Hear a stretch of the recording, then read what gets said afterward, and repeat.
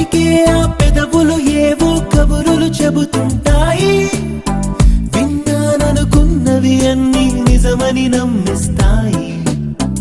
ఇటురానని ఆవలి అంచున నిలిచే ఉంటుంది. కాలానికి ఎదురీదేలా కవ్విస్తుంటుంది. తానెవ్వరు అంటే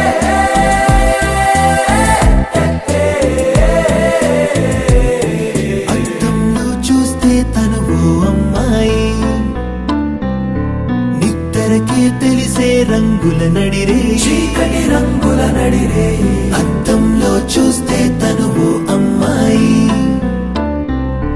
నిద్దరకే తెలిసే రంగుల నడిరే.